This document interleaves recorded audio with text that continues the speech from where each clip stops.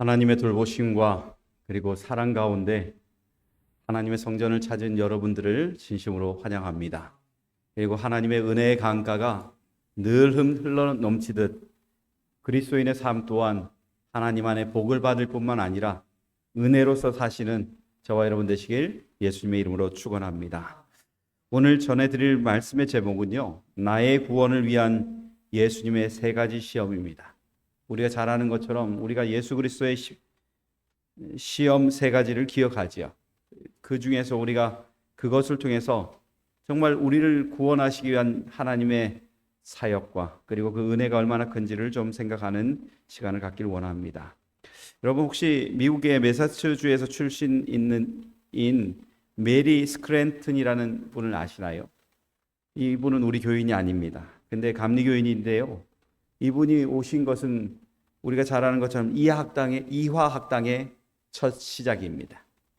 이분이 한국에 왔을 때 한국 사람들이 미국인을 좋아했을까요? 어떻게 했을까요? 별로 좋아하지 않았겠죠.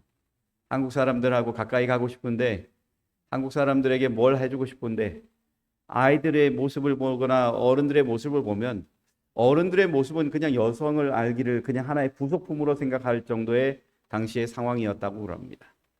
그런데 그때에 아이들을 위해서 그리고 여성을 위해서 교육을 시킨다 그러니 이해가 될까요? 안 될까요? 반대에 들어서는 것입니다. 그래서 사람들을 어떻게 설득해서 한 아이를 이렇게 데려오면은 사람들이 소문을 냅니다. 저 파란 눈을 가진 여자가 아이 눈을 뽑아서 그거 갈아가지고 약을 만들어가지고 판다고 그러는 것입니다. 그 오해 속에서 복음을 전하는 게 쉬울까요? 쉽지 않겠죠. 근데 이 여인이 최선을 다했습니다. 그리고 정말 이화학당이라는 학교가 생겼고 많은 아이들 속에 우리는 유관순 열사를 기억을 하죠. 그 속에서 자라는 아이인 것입니다. 한국은 그 여인을 사랑하지 않았지만 그 선교사는 한국을 사랑했습니다. 그래서 메리 스크랜튼은 이렇게 말했다고 합니다. 내가 하는 일이 이 땅의 사람들 마음에 들든지 안 들든지 나는 이 땅의 사람들을 사랑하기로 마음 먹었다. 예수님은 우리 모든 지구인들이 예수님을 사랑하든 하지 않든 예수님은 사랑하기로 작정하셨습니다. 그리고 우리를 위해서 모든 것을 주기 위해서 하나님께서 허락하신 모든 시험 속에 자신을 따라서 순종하였으므로 오늘 우리가 하나님의 은혜로 다시 한번 하나님의 백성으로서 복을 누리는 하나님의 사람이 되었다는 것을 감사하는 저와 여러분 되셨으면 참 좋겠습니다. 그래서 오늘 성경 본문에 보면 마태복음 4장 1절과 2절에 이런 말씀이 있습니다. 같이 보겠습니다. 시작. 그때에 예수께서 성령에게 이끌리어 마귀에게 시험을 받으러 광야로 가사 40일을 밤낮으로 금식 후에 줄이신지라 이렇게 말합니다. 여러분 예수님은 지금 그냥 금식하러 가시는 것이 아닙니다. 사단은 여기에 모든 포커스를 맞췄습니다. 사단은 예수님께서 버려졌다는 느낌을 받게 만들 뿐만 아니라 그 속에서 하나님이 그를 볼보지 않은 그런 것들을 통해서 예수님을 혼선에 빠지게 만들고 그리고 예수님이 이곳에 오신 목적을 상실하게 만들려는 목적으로 예수님께 달려갑니다. 그런 반면에 예수님은 온 인류의 구원을 위해서 그리고 하나님께서 약속하셨던 그 구속의 약속을 성취하기 위해서 이 시험 속에 들어가시는 것입니다. 예수님께서 이곳에 들어가실 때 그냥 들어가시는 것이 아니라 철저하게 이 싸움은 이겨야 한다는 것을 우리에게 보여주는 것입니다. 여러분 이 싸움은 그냥 이루어진 것이 아닙니다. 시대의 소망 117페이지는 이렇게 말합니다. 아담의 시대부터 그리스도의 시대까지 자아 방종심은 식욕과 정욕의 세력을 점점 증가시켜 마침내 그것들이 거의 무제한으로 사람들을 지배하기에 이르렀다. 그러니 사람들이 정욕과 그리고 식욕을 가지고 탐한 결과로 하나님의 자리가 없어지는 그런 상황 속에 예수님이 오셨다는 것은 참 깊이 생각해 볼 문제입니다. 복음을 전할래도 받아들일 사람이 있다는 거예요, 없다는 거예요? 안 받아들일 준비를 하고 있다는 것입니다. 그런 곳에 그들을 위해서 십자가에 돌아가시는 예수님의 모습을 생상하며 그것들을 가지고 한 걸음 한 걸음 걸어가시는 예수님을 보면은 그럴 때 과연 하고 싶을까 하는 것입니다. 여러분, 칭찬은 뭐도 춤추게 만든다 그래요? 고래도 춤추게 만든다 그래요. 여러분, 칭찬해주면 아이들이 하나 하던 걸 두 개도 잘할 수 있나요? 잘할 수 있습니다. 너 참 잘한다 이러면 하면은 기분 좋아서 합니다. 근데 아이들에게 너는 하는 것마다 왜 그러냐 이러면은 아이들이 하려고 그럴까요? 안 할까요? 안 하려고 그럽니다. 예수님 오셨을 때 예수님을 반겨줄 사람들이 없음에도 불구하고 예수님은 하시는 것입니다. 그것은 차이가 있습니다. 우리는 예수님 앞에 마음 문이 닫혀 있는데 예수님은 그럴지라도 우리에게 오셔서 정말 고통이 있더라도 우리의 구원만큼은 이루시고자 하는 하나님의 뜻이 우리에게 있다는 것입니다. 우리를 상상하고 기대하시고 바라봤던 예수 그리스도의 사랑이 정말 우리의 마음에 다시 한번 좀 자리 잡기를 바랍니다.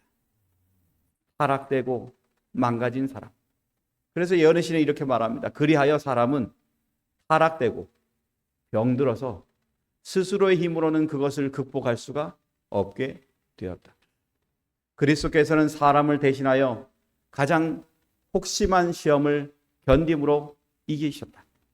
그는 우리를 위하여 굶주림이나 죽음보다 더 강한 자재를 행사하셨다.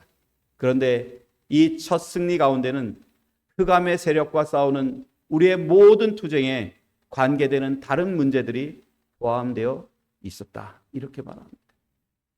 여러분, 예수님께서 광야로 가셔서 시험을 받는 것들은 정말 오늘날 우리에게 있어서 좋은 모본일 뿐만 아니라 예수님께서 선택하신 투쟁 속에 예수님이 자제하시는 모습과 그리고 우리를 위해서 희생하시는 그 모습을 통해서 우리는 이 세상을 살아가는 현실에서 어떻게 하면 우리는 이 시험을 극복할 수 있는 사람이 될지, 그리고 정말 대속을 위해서 하나님의 목적을 갖고 이곳에 오신 예수 그리스도께서 어떻게 그 시험을 이겨나가는지 우리는 그것들을 발견하기 위해 준비해야 될 것입니다.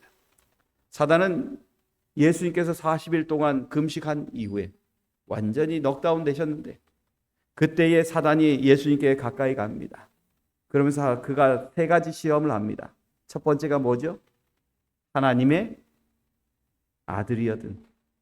보이는 돌덩이들이 있는데 다 뭐처럼 보여요? 떡처럼 보이는 돌이라 그럽니다. 그러니까 둥글다는 거예요? 뾰족뾰족하다는 겁니까? 둥근 돌들이 그렇게 많이 있는 것입니다. 그것을 보게 한 다음에 예수님께 하는 말이 하나님의 아들이 얻은 명하여서 이 돌들이 뭐가 되게 해라? 떡덩이가 되게 하라는 것입니다. 정말 예수님은 배고프십니다. 이제는 혼절하기 직전인데 그 사단이 그렇게 얘기할 때 예수님은 그거 하고 싶은 마음이 있을 수 있을까요? 배고프니까 하실 수도 있는데 예수님은 그것들을 하지 않았어요. 왜냐하면 인간의 육체적 욕구보다 더 중요한 것이 있기 때문에 그렇습니다. 오늘날 우리는 살아가면서 하나님께서 주신 여러 가지 것들이 있지만 그 중에 우리의 인간의 욕구 때문에 하나님의 것들을 뒤로 하는 때가 있습니다. 그럴 때에 우리가 받는 이 시험을 어떻게 극복할 수 있을지 한번 좀 생각을 좀 해봐야 될 것입니다. 두 번째, 사단은 예수님께 합니다. 너가 하나님의 아들이거든 뛰어내리라. 예수님께서 말씀하실 때 정말 사람이 떡으로 살 것이 아니라 하나님의 말씀으로 살 것이라는 말씀을 했을 때에 그는 뛰어내리라는 거예요. 하나님의 말씀을 가지고 이야기하는 것입니다. 저가 너를 위하여 그 사자들을 명하시리니 저희가 손으로 너를 받들어 발에 돌이 부딪히지 않게 하리로다 하였느니라. 이렇게 말하는 것입니다.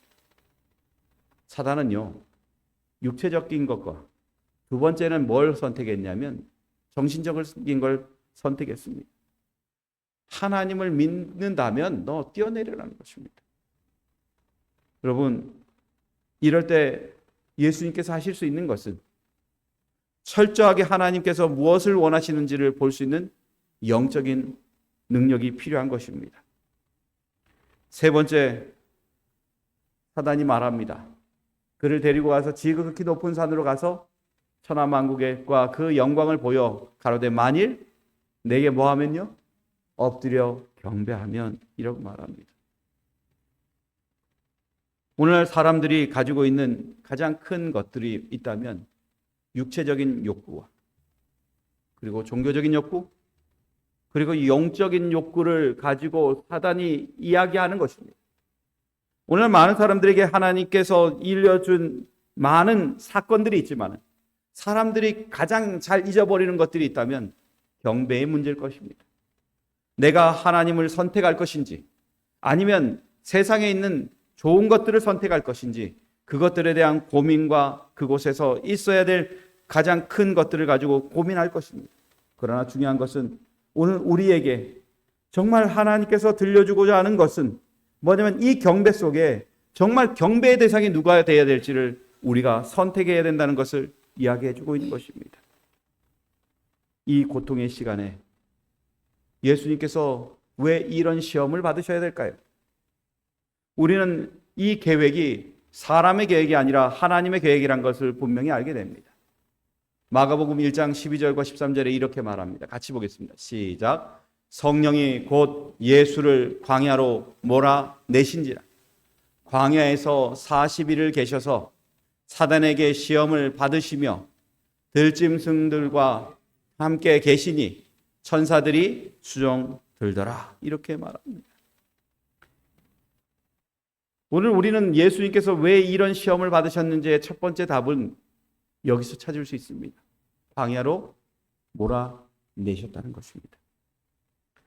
여러분, 사명이 클수록 시련도 클까요? 사명이 클수록 시련도 큰 것입니다. 예수님께서 광야로 몰리시는 것들 예수님의 뜻으로 가는 것이 아닙니다. 성령께서 보내시니까 그것으로 인해서 예수님은 가시는 것입니다.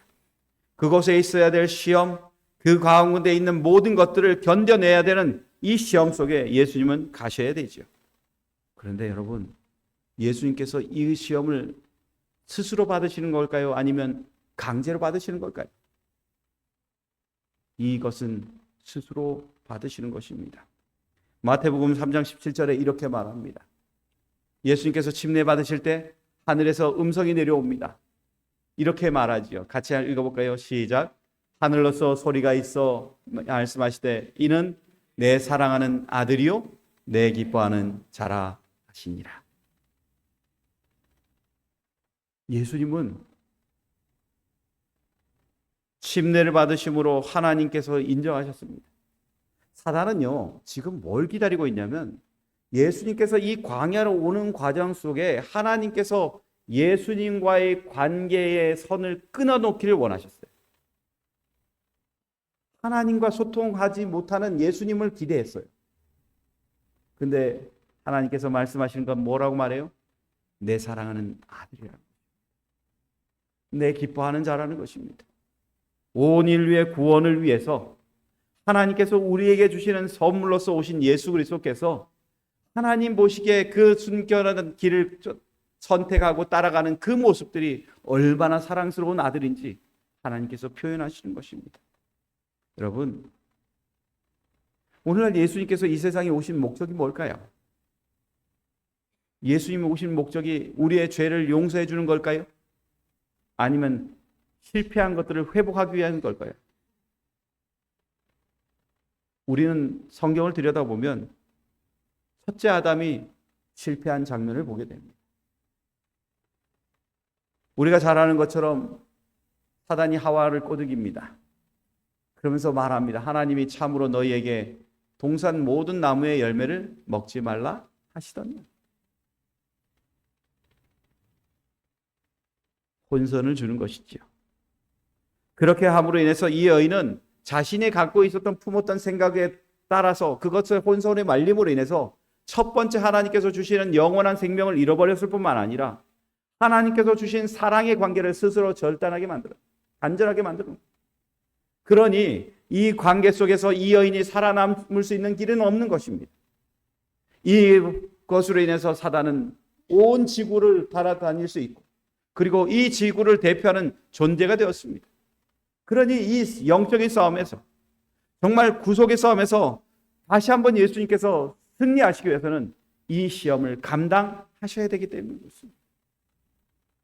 그래서 로마서에 보면 이런 말을 하죠. 이러므로 한 사람으로 말미암아 죄가 세상에 들어왔다라고 말합니다. 이 죄로 인해서 사망이 왔을 뿐만 아니라 모든 사람이 죄를 지었으므로 모든 사람이 이제는 사망에 이를 수밖에 없는 그 고통의 시간으로 우리가 다 몰려버렸다는 거예요. 여러분, 경기를 하다 보면 코너에 몰릴 때가 있습니다. 코너에 몰린 것들을 빠져나오는 길은 뭘까요? 코너에 몰렸을 때 빠져나올 수 있는 길이 뭘까요? 보니까 사람들이 코너에 몰렸을 때, 권투 선수들이 코너에 몰렸을 때 그냥 그거 열심히 때려라 그러고 가만히 있나요? 어떻게든지 막고 어떻게든지 나갈 길을 찾아 나가는 것입니다. 근데 사단은 어디로 몰아가는가? 인간의 죄로 인해서 인간을 코너로 몰아버렸어요. 그것으로 인해서 모든 사람은 희망이 없는 것처럼 보이는 것입니다.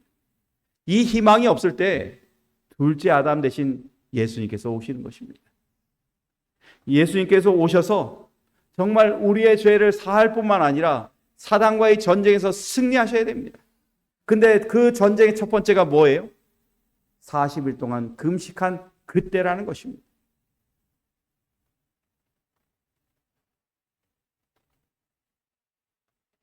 예언의 시에는 예수님의 상황을 이렇게 말합니다. 그는 우리가 당할 수밖에 없는 시험을 당하심으로 우리에게 믿음과 순종의 모본을 남겨주시기 위해 오셨다. 이 경우에서나 또는 그 후에 그의 지상생애에 어떤 때에도 그의 자기 자신의 유익을 위하여 이적을 행하지 않으셨다. 그의 놀라운 사업들은 모두 다른 이에게 유익을 위한 것이다. 예수께서 처음부터 그가 사단인 줄 아셨으나 그와 투쟁할 충동은 받지 않으셨다. 하늘에서 들려온 음성을 기억함으로 힘을 얻은 그는 그의 아버지의 사랑을 신뢰하였다. 그는 시험과 협상하기를 원하지 않으셨다. 예수님은 이 시험을 협상하기의 테이블에 올렸다는 거예요? 안 올렸다는 거예요? 안 올렸다는 거예요. 이것은 철저하게 하나님께서 준비하신 것이 되어야 되는 것입니다. 그래서 예수님은 아버지께서 내 진정 사랑하는 아들이라고 얘기했던 그것들이 기억이 나서 이 사단과의 싸움에서 이기기 위해서 지금 나에게 주어진 그 사명이 큰 만큼 예수님도 감당하시는 것들을 준비하고 그곳에 섰다는 것입니다. 성도 여러분, 오늘날 우리가 하나님의 백성으로 살면서 때로는 시험을 받을 때가 있습니다. 하나님을 선택하거나 아니면 사단의 선택 중에 어떤 것을 선택하느냐에 있어서 저는 여기 계신 모든 분들이 하나님을 선택할 수 있는 지혜로운 백성이 되시길 간절히 바랍니다. 성경은 우리에게 얘기합니다. 사람이 시험을 받을 때에 내가 하나님께 시험을 받는다 하지 말지니 하나님은 악에게 시험을 받지도 아니하시고 친히 아무도 시험하지 아니하시느니라. 시험은 누구에게로부터 온다는 것입니까? 사단에게로부터 온다는 것입니다. 그러기에 시험이 올 때 여러분, 하나님께서 나를 사랑하시는 아버지로서 나를 부르시다는 그것을 기억하고 하나님 앞에 무릎 꿇는 주의 종들이 저와 여러분 되시길 간절히 바랍니다. 하나님은 우리에게 원하시는 것이 너는 내 아들이라는 걸 기억하라는 것입니다. 피로 산 나의 자녀라는 것들을 기억하라는 것입니다. 그러기에 그 피값으로 산 우리의 삶이 얼마나 고귀하든 얼마나 연약하든 그것이 중요한 것이 아닙니다. 하나님의 음성의 소리에 귀를 기울이고 하나님 앞에 그것들을 전적으로 의지하는 사람이 돼야 된다는 것을 얘기하는 것입니다. 여기 계신 여러분들이시여, 오늘 하나님 안에 여러분의 믿음을 놓으시고 하나님의 약속과 사랑을 마음속에 품으셔서 늘 믿음으로써 승리하는 이 일이 저와 여러분 안에 있게 되길 간절히 바랍니다. 미국 펜실베니아 주에 보면은 시내 한복판에 뭔가 있대요. 제가 고를 때 잘못 사진을 골랐어요. 저기 보면 사진이 있는데 저기 위에 뭐가 있냐면 갈매기가 있습니다. 갈매기. 예, 펜실베니아 주에 가면은 거기에 한복판에 갈매기 동상이 놓여 있어요.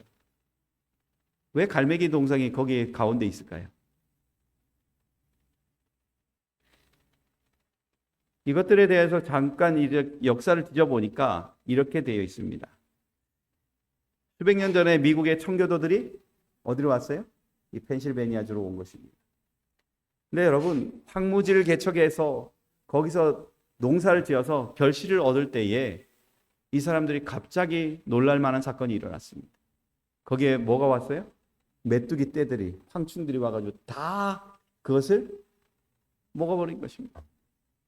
그래가지고 이 사람들이, 청교도인들이 그것들을 보고 난 다음에 그 퓨리탄들이 신앙을 가지고 있었기 때문에 그 위태로운 상황 속에서 이들은 바로 그 자리에서 모여서 기도하기 시작했습니다. 이렇게 기도했다 그럽니다. 오 아버지여, 어찌하시렵니까? 이 무서운 황충 때의 재앙에서 구원하여 주시옵소서. 그러자마자 갑자기 갈매기 떼가 막 날아오는 것입니다. 그래서 와가지고 뭘 잡아먹어요? 황충떼를 다 잡아먹는 것입니다. 그러고 난 이후에 먹고 난 다음에 얘네들이 어저께 똥 얘기 나왔는데 똥 얘기 나옵니다. 와가지고 다 뭐예요? 자기들이 먹은 걸 다 거기다가 밭에다 다 그냥 떨구는 거예요. 그게 뭐가 됐을까요? 거름이 되는 것입니다. 그래서 그의 농사가 성공했다는 것입니다. 그래서 그곳에 뭐가 서졌어요? 갈매기 동상이 서졌다는 것입니다.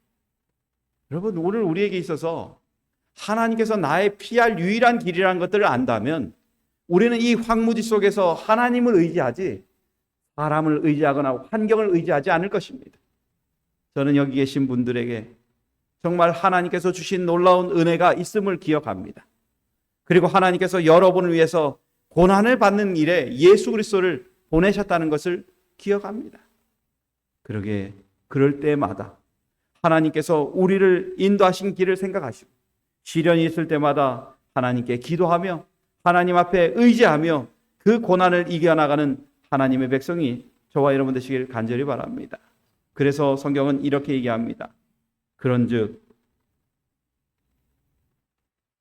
한 범죄로 많은 사람이 정죄에 이른 것 같이 의의 한 행동으로 말미암아 많은 사람이 의롭다 하심을 받아라고 말합니다.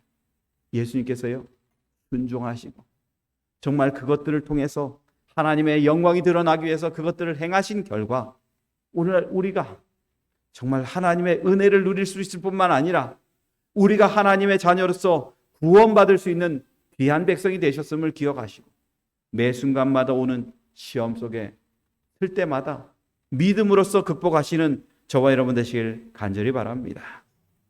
두 번째는 예수님의 시험은요, 우리의 인생 속의 고난과 시험의 연속성을 보여줍니다. 여기에 보니까 관심 있게 보라고 제가 두 개를 노란색을 쳐놨어요. 뭐죠? 첫 번째는 광야고요. 두 번째는 유리신지라. 여러분을 만약에 광야에 집어넣는다면 여러분 먹고 살 수 있는 게 있을까요? 없을까요?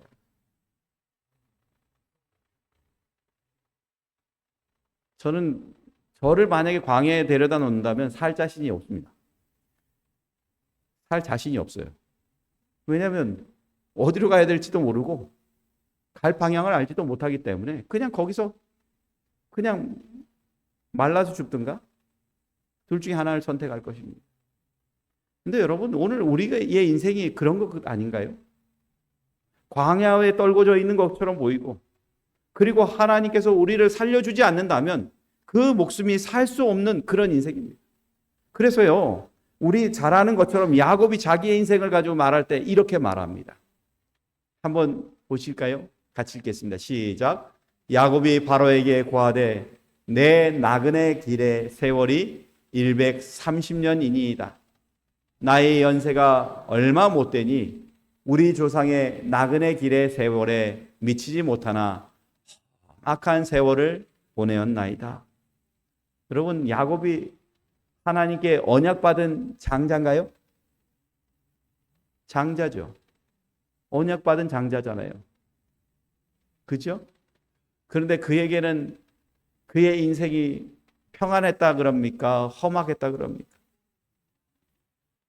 참 신기한 건 험악하다는 거예요. 그러면 여러분의 인생은 험악한가요? 평안한가요?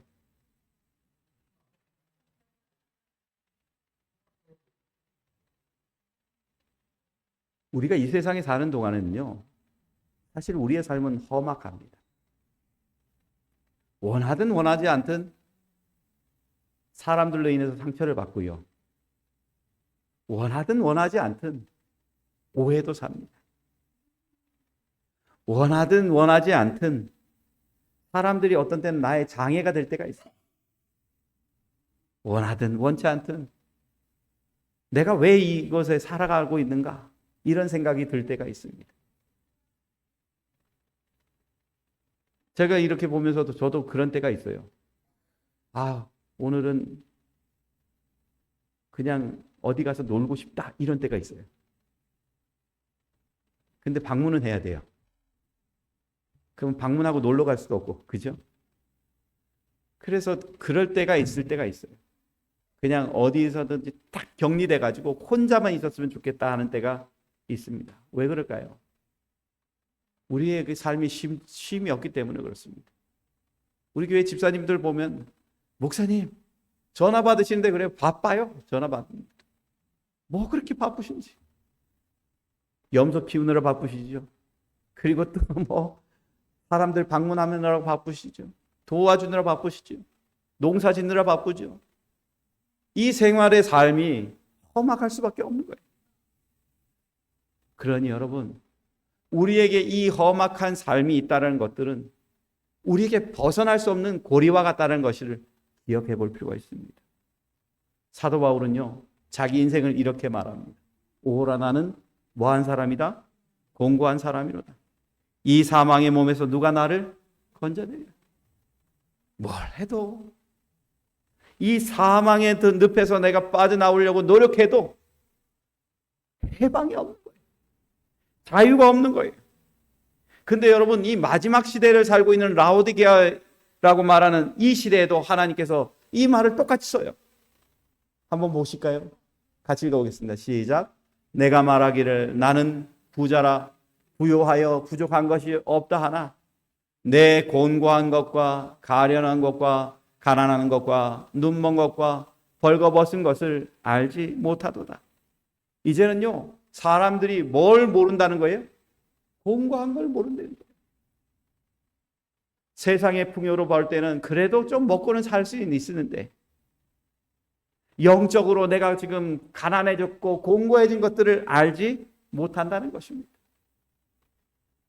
오늘날 우리가 하나님의 백성으로 살면서도 참 고민하는 게 뭐냐면 하나님 나를 사랑해 주세요. 날 좀 도와주세요. 라고 이렇게 호소하면서도 살 때는 하나님과 별개 문제로 살 때가 너무나 많은 것이 우리의 현실이 될 때가 많다는 것입니다. 그런데 여러분, 이게 가장 무서운 게 뭐냐면 익숙함과 무뎌짐의 차이 속에 우리가 살아가고 있다는 거예요. 여러분, 교회 나오는 것 익숙합니까? 아침에 예배 드리는 것 익숙합니까? 예, 익숙해요. 그런데 여러분, 이렇게 익숙한 삶을 사는데 마음에 감동이 없어졌다면 어떨까요?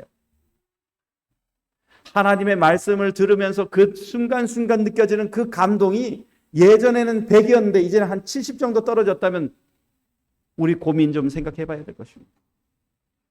그게 무뎌짐이에요. 라오디게아 교회인들의 가장 큰 문제가 뭐냐면 풍요로워요. 말씀도 풍요롭고 뭐든지 풍요로워요. 먹고 사는 것도 풍요롭고. 그런데 뭐는 없다는 거예요. 하나님에 대한 갈급함이 조금씩 떨어진다는 거예요.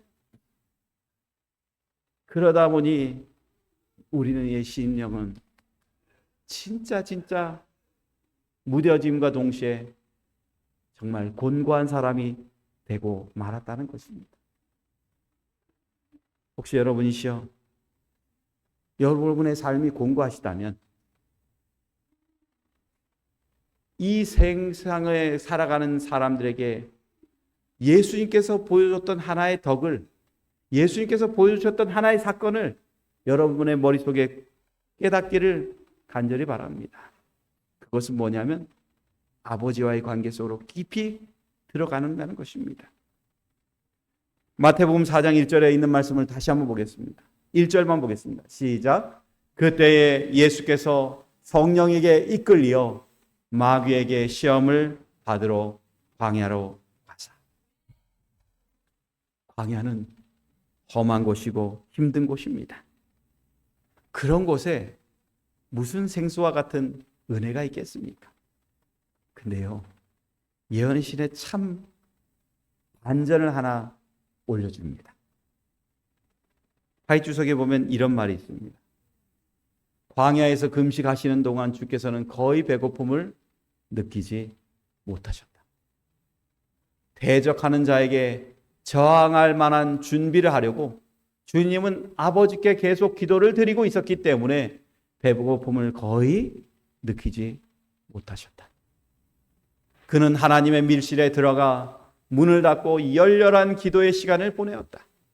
그것은 마치 그의 아버지의 면전에 있는 것과 같았다.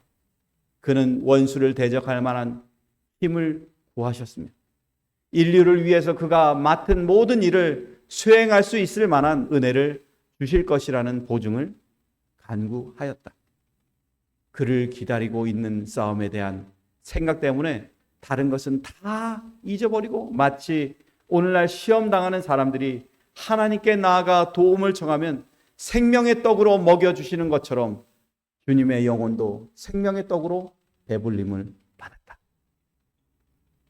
여러분, 예수님은 배고프다고 그래요? 배고프지 않았다 그래요?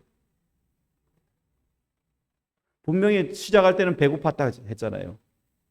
근데 왜 여기서는 배고프지 않았다고 얘기할까요?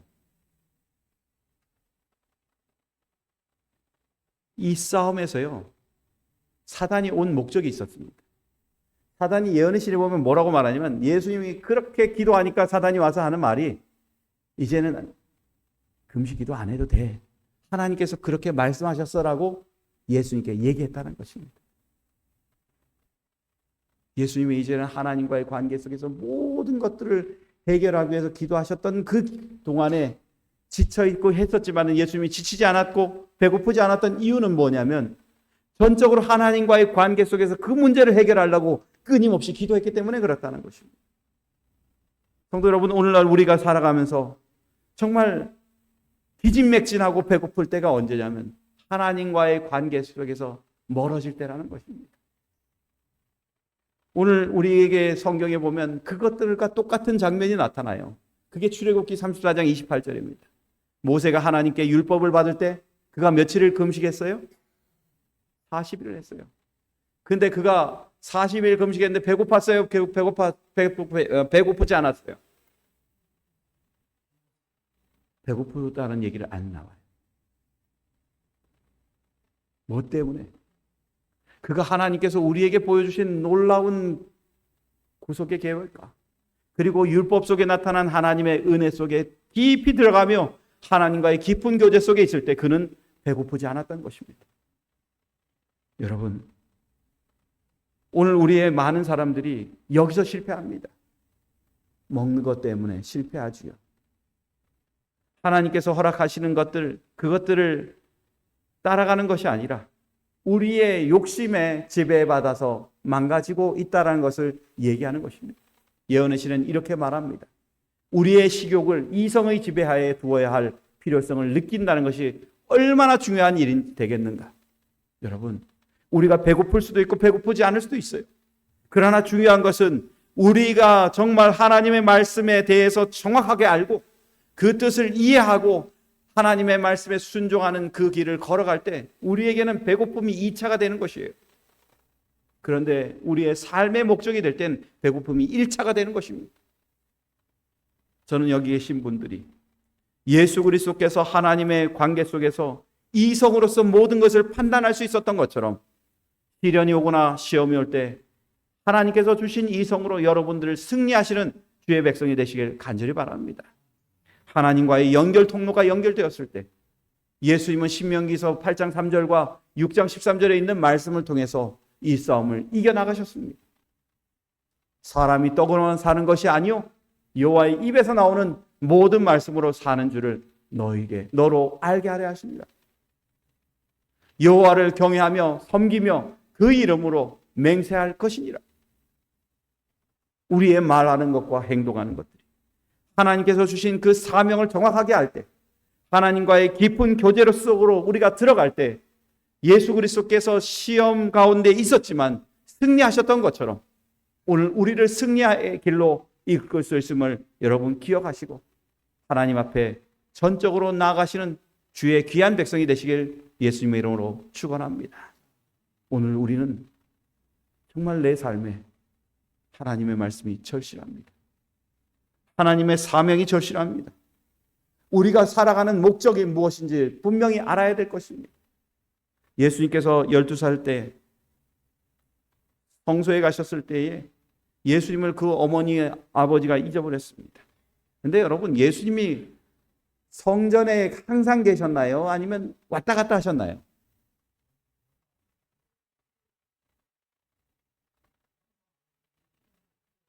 예. 여러분 잘 생각해 보세요. 저 이거 예언의 신 보고 이거 생각하다 보니까 좀 생각이 좀 달라졌어요.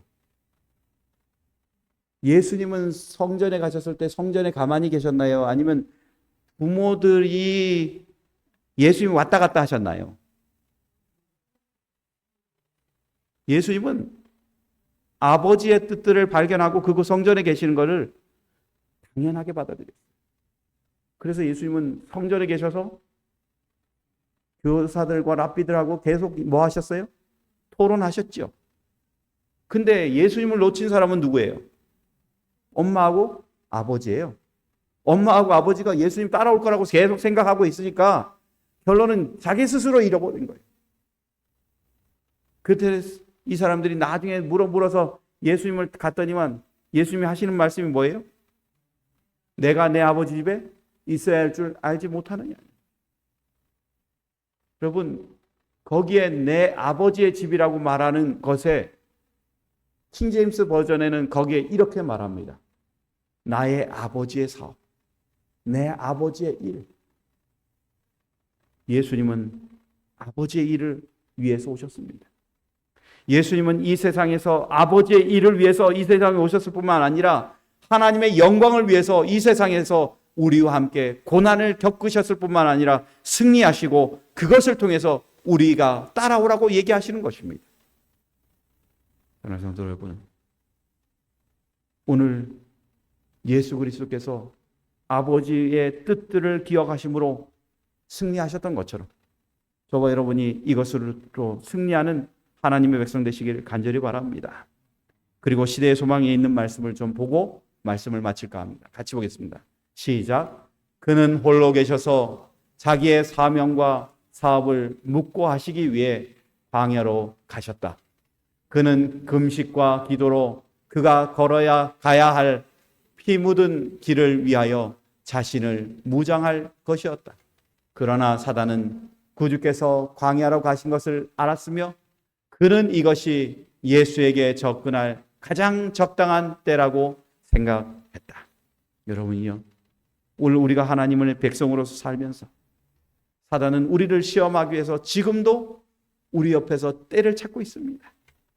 그럴 때 여러분의 삶이 왜 사는지를 기억하시고 하나님 앞에 어떻게 살아가서 이 싸움을 이겨야 될지 그것들을 생각하시고 하나님 앞에 철저한 믿음의 관계로 쓰실 때 이 시련을 그리고 이 시험을 이길 수 있음을 기억하시는 하나님의 백성 되시길 간절히 바라며 말씀을 마치겠습니다.